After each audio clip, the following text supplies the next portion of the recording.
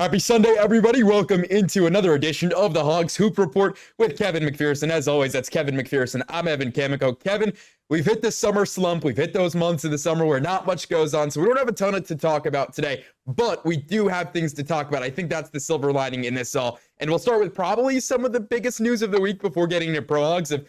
Cal has pretty much filled out his roster. It's now at 11 players. He just signed two guys as signees slash kind of walk-ons. I'll need you to explain that because you can explain it much better than I can. But two guys in Melo Sanchez and Jaden Kurletwa, who hopefully I pronounced that correctly, are now the Razorbacks. The roster's at 11. What do we think on this? Yeah, I think you're right. I think effectively these are walk-on additions, not just because Calipari was sort of setting us up. He was telegraphing this was coming. A little bit of wonderment and curiosity after he got his top 9 guys, which he talked about for so long. And it was obvious those are guys that everybody's talking about. Other schools would like to have. You did a mix of transfer portal, high school recruiting, and then a little bit of retention, more than one way to look at that, to get to 9. And so we were then wondering, is there anybody he's going to slide in here that could actually probably factor in to a 2-deep rotation or be sort of an X factor for you, like a Kamani Johnson on the front line, or somebody, maybe somebody in the high school ranks that wiggled out of their NIL somewhere, a coveted type of guy. And what we saw in these 2 picks is effectively walk-on additions. And this is not to disparage them, but this is what we were told to be prepared for. And I don't see a pathway for either of these players based on just what little I've got on them in terms of actually playing their way into the rotation. I think would be a default situation, Evan, whether it's just mass injuries, illness, some weird combination of issues in a game where you also have foul trouble with some players. Then you're, it'd be a situation where if these were traditional walk-ons, you'd be facing maybe the same problem. And so again, that sounds negative to say when we're here to talk about these 2 additions, but I wanted expectations to be, fair based on what these guys are. Now look, the Carol Letwa, 6'6" wing, averaged between 14 and 15 points, playing at Sun Valley, California. Did not find him in any prospect rankings that I looked through. There's like sets of 4 or 5 of those. Did not see an offer or recruitment list for him outside of this edition. And so again, this is a young man that's coming to Arkansas from the left coast, from the West Coast, and will be a true freshman this year. When you talk about Melo Sanchez, a 6'4" guard that's played 2 seasons of Division II basketball, NCAA Division II at Hawaii Pacific, averaged between 14 and 15 points a game last year. So similar scoring numbers as both players have. Young man also shot, talking Sanchez, 35%, 34.6% from 3 a year ago on decent volume. Again, I see these guys as helping fill out your roster to get through practices and, sort of a fallback if everything if you have a lot of issues in terms, again, of injuries, illness, and or foul trouble, some combination of things. I don't see roles for these players otherwise. And that's not to say we'll never see them in games, assuming Arkansas stays fully healthy. There'll be, lopsided games, lopsided wins or losses where we typically see walk-ons get into games. Arkansas historically, when you go all the way back, has had walk-on type players actually find roles. Usually those are depleted rosters where they get actual, significant run in rotations. Manny Watkins, going back just the last few years, Kiko Hadar, Chris Walker, Ernie Murray. There's other examples, but Guy Whitney, but there have been times, and usually it's because there's a shortage of scholarship players that are able to go. And sometimes you do see these level of players step up and actually carve out some kind of a role, but it's an exception. It's an outlier and very rare. So again, I don't want to beat this drum of these guys aren't worthy. They're going to be part of the Arkansas Razorbacks program and help that team off the court, in practice, so many ways, and then they're available to plug and play if you get down to those situations. But I want to set expectations because I don't see these coming in as rotation pieces. Yeah, and Kevin, to your point earlier this week, Cal was on the Pat McAfee show, and he said that kind of same thing where when he's going to add guys, he's got his, core guys who are the older guys. He recruited much differently, and he really wanted to set that at 9, did that, and whoever he was going to add on was going to have to really, really, really fight for playing time, and it's not like they were going to be guys who were going to get in the rotation. It was going to be kind of guys who they know what their role is on this team. And that's not to say they're not good players. They are very good players. There's a reason they're still playing, and we talk about it. But the whole point is that this is a set team, and this is guys who are set in their roles. And I thought that conversation on Pat McAfee this week with Cal was really interesting. Obviously, he was on for the draft. We'll get into, some of the reasons why he's in Turkey. But I'm curious, in your opinion, Cal said, and I don't know if you heard it, but we didn't really talk about this before, and this just came to my head. But he said one of the interesting things is that he really wanted to bring about impact 20 to 30 families and maybe 40, but he started at that 30-40 clip, went down to 25 families he wants to impact. Does that tell you anything about the longevity of Cal potentially being at Arkansas? Well, he's got a 5-year deal, I think, out of the gates, if I'm not mistaken. Is that right? I mean, so, Yes. 5 per year, that's pretty, let's think about that. The most players Arkansas's ever had in a single draft to be drafted were 4 back in the Nolan era, back in the 1992 draft. We saw 3 Razorbacks drafted the draft before last. I was there in Brooklyn for that draft to cover it. And then you also had Ricky Council Jr. sign a free agent deal, and he's already on a 4-year contract. So you had 4 players from the same team, only 3 drafted, but could obviously with Calipari here, those numbers could increase. We could start to see Arkansas have multiple player drafts every year. And when you're talking about impacting families, that's what he's talking about. Over in Turkey right now, under 17 Arkansas Razorbacks, under 17 Team USA Junior Nationals playing in the FIBA World Cup. Again, U17, under 17. So it's mostly class of 2025, a little sprinkle of class of 2026 in there. But you're talking about multiple players that Arkansas has already offered under Calipari, and they're all top 10-ish type rated guys, 5-star guys.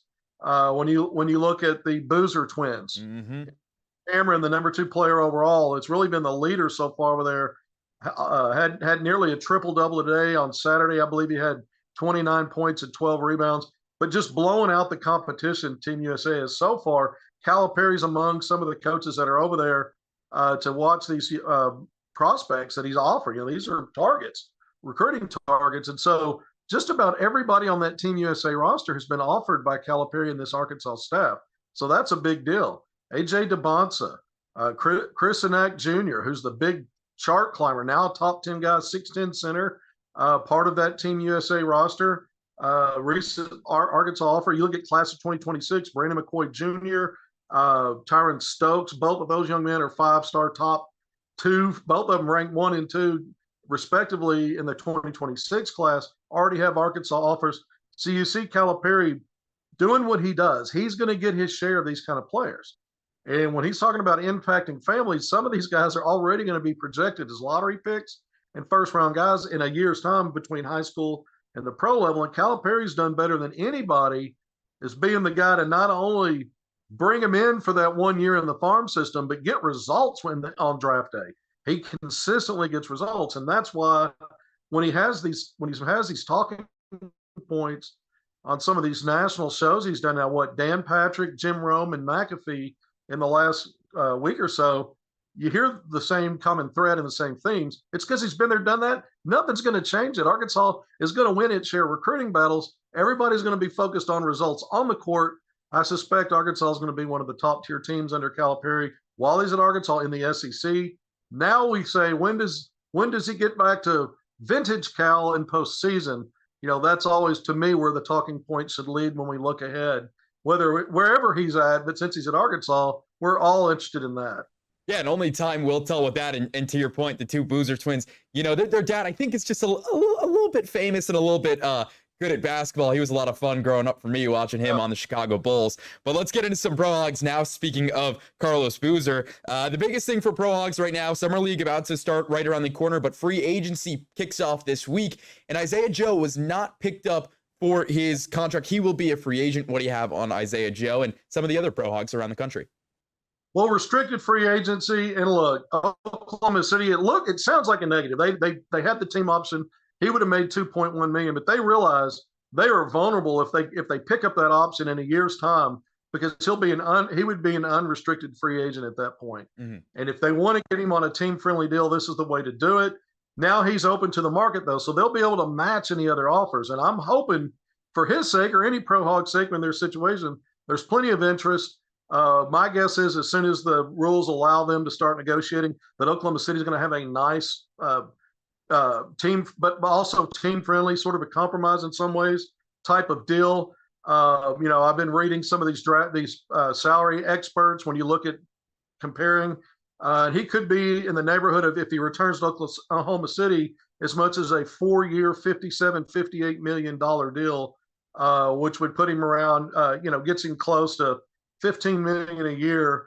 If you look at it that way, if you look at just his raw valuation for any given season, he's somewhere between an $18 to $20 million value, as much as 20. So let's see if there's some other NBA teams that jump out with offers on a shorter clock, 2 years, 3 years, getting close to that 18 to 20 million per. Of course, Oklahoma City can match anything again, or he can decide, look, even if it's not matched, I'm going to go with Oklahoma City for a more, because that is a strong organization, number one seed in the West, which was the best conference. I know Boston was the best team out of the Eastern Conference, but by far the best conference, I thought.